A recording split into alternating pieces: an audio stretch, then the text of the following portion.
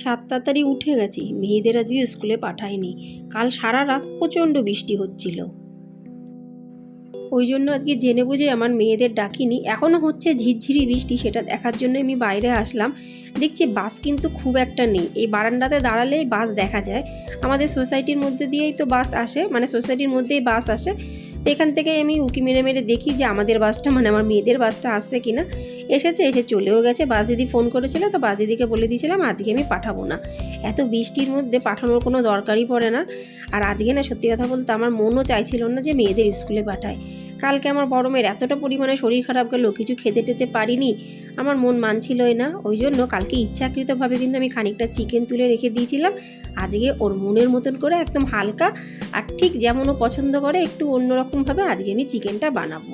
ওরা দুইজন ঘুমাচ্ছে, আমি ঝটপট যতটা পারি রান্নাটা করে নিই। ওরা জানেই না, মানে আমার বড় মেয়ে কিন্তু জানেই না যে আজকে আমি চিকেন বানাবো। ও তো জানতে পারলে পুরো অবাক হয়ে যাবে। এই ছোট ছোট খুশি কিন্তু আমাদের নিজেদের কাছেই থাকে, এর জন্য পয়সা করি কিছুই লাগে না, লাগে একটু ভালোবাসা, একটু দায়িত্ব কর্তব্য। তাহলেই কিন্তু একটা পরিবার, বাচ্চারা কিন্তু যথেষ্ট ভালো থাকে, তাদের মনের মধ্যে আনন্দ লাভ হয়, মানে আনন্দিত হয় যে না, মাম্মা আমার কথা ভেবেছে, আমার জন্য রান্না করেছে।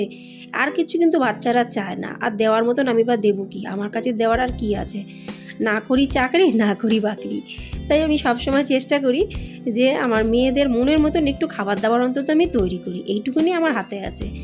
তো আমার ছোটো মেয়ে না টমেটোর চাটনিটা পছন্দ করে, আর এর মধ্যে দেবো খানিকটা তেঁতুল।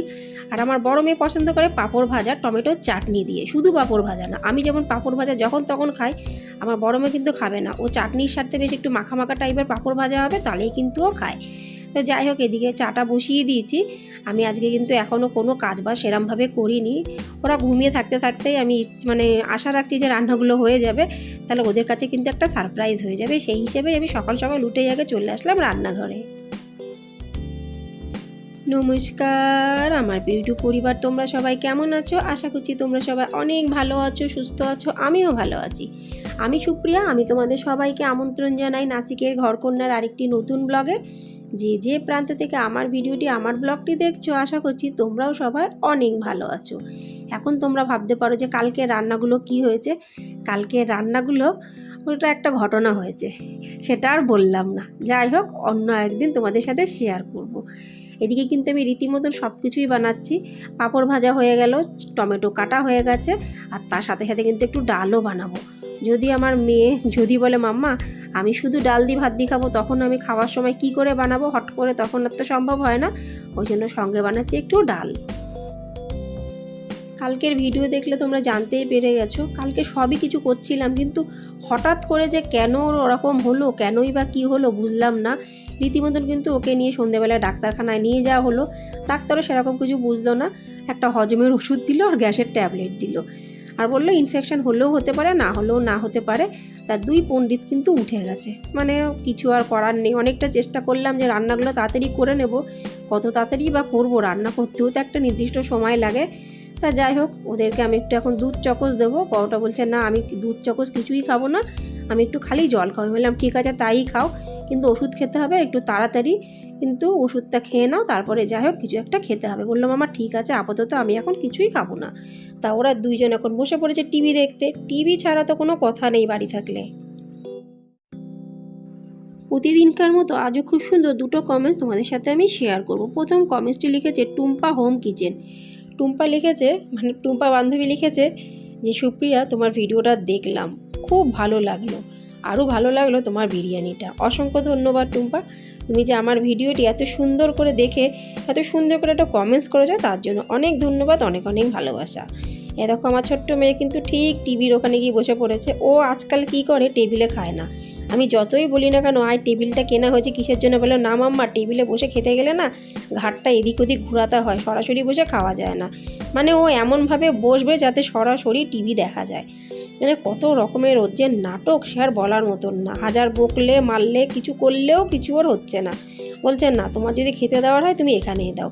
ছোট মানুষ মাঝে মাঝে একটু জেদ করে, আমিও রেগে যাই, বুঝাই, আবার ভাবি থাক, এখন তো হঠাৎ বাতিক উঠেছে, আবার কিছুদিন পরে বাতিক চলে যাবে। তখন আবার নির্দিষ্টভাবে টেবিলেই খাবে। হ্যাঁ, যখন আমরা ধরো 4 জন এক জায়গায় খাই তখন কিন্তু নিচে একটা বড় মাদুর পেতে তারপরে কিন্তু খেতে বসি। নাহলে না টেবিলে গিয়ে 4 জনে খাওয়াটা না সম্ভব হয় না, কেন কি টেবিলটা একদম কর্নারে করে রাখা, 3 জনে খাওয়া যাবে কিন্তু 4 জন খেতে গেলে একটু আমাকে দিতে অসুবিধা হয়ে যায়।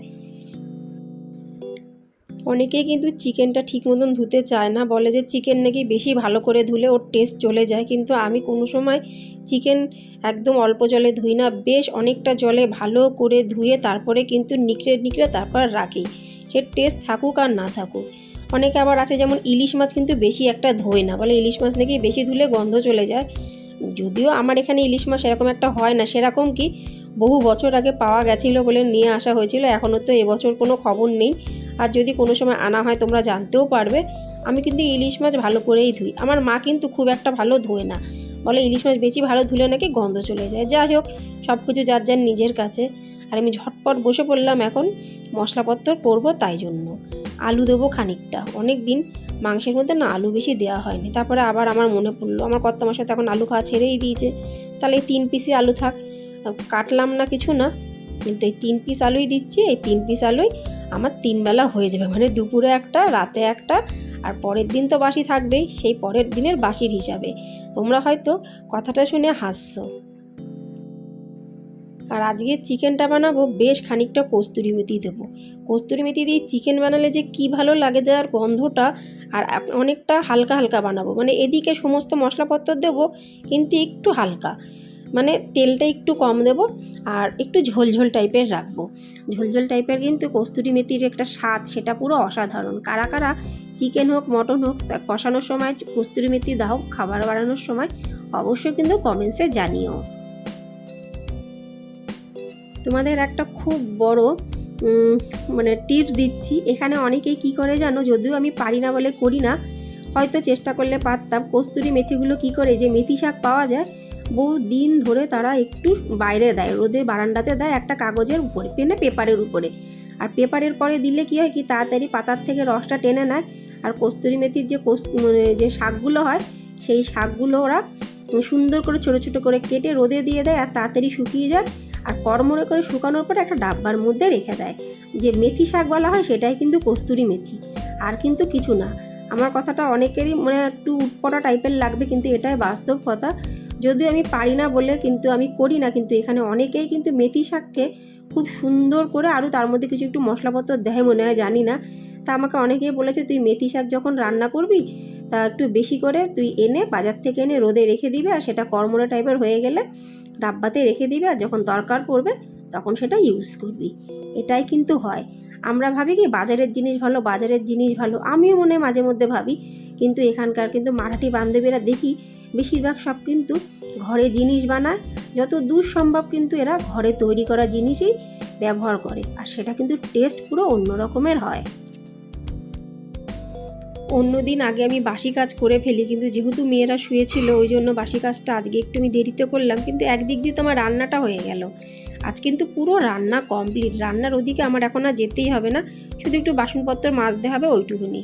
তা একদিকে করতে গেলে কিন্তু আরেক দিকে হয় না।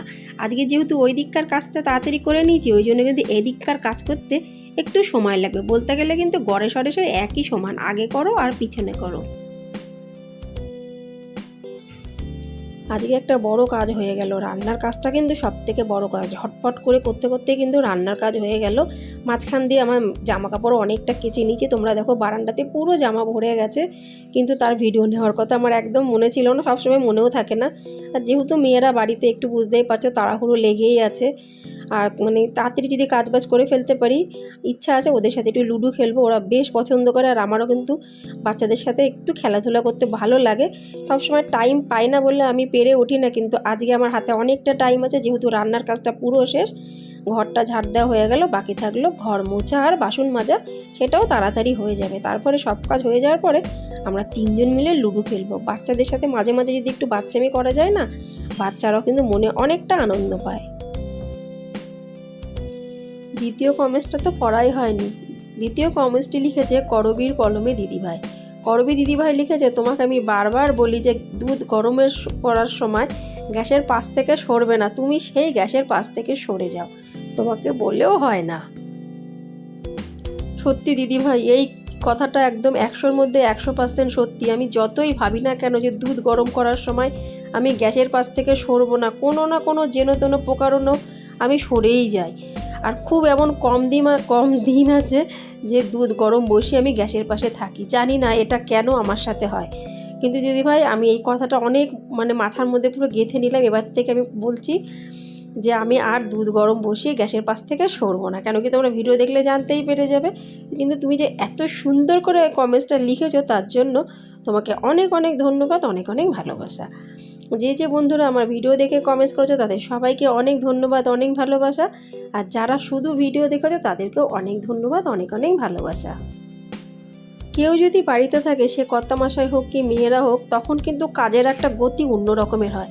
তখন বারবার মনে হয় কখন তাড়াতাড়ি শেষ হবে কাজ, কখন তাড়াতাড়ি রান্না শেষ হবে। এই না বলে খিদে পেয়েছে, এই বলবে খেতে দাও, এই বলবে এইটা কেটে দাও, ওই বলবে ওইটা কেটে দাও, জল দাও, কন্টিনিউ কিন্তু তাদের জি হুজুরি করতেই হয়। সেটা শুধু আমার বাড়িতে কিনা জানি না, আমার বাড়িতে হয়, অন্যদের বাড়িতে হয় কিনা জানি না, কমেন্টসে জানিও। তো আর যেদিন ওরা থাকে না সেদিন কিন্তু আরাম করে যে কোনো কাজবাজ করি, সবই করি, কিন্তু তার মধ্যে অনেকটা আরামবোধ মনে হয়। কিন্তু দেখো মেয়েদের পাল্লায় পড়ে আমার সমস্ত কাজবাজ শেষ, পুজো পার্বণ সব হয়ে গেল, একসাথে কিন্তু আমরা তিনজনে এখন খেতে বসে গেলাম। তাহলে বন্ধুরা আজকের এই ভিডিওটি এখানে সমাপ্ত করলাম। দৌড়ে দৌড়ে কাজবাজ তোমাদের আজকের ভিডিওতে কেমন লাগলো অবশ্যই কমেন্টসে জানিও। ভালো লাগলে লাইক, সাবস্ক্রাইব, শেয়ার, কমেন্টস করতে কিন্তু একদমই ভুলো না। আবার তোমাদের সাথে দেখা হবে পরবর্তী ব্লগে। ততক্ষণের জন্য নমস্কার।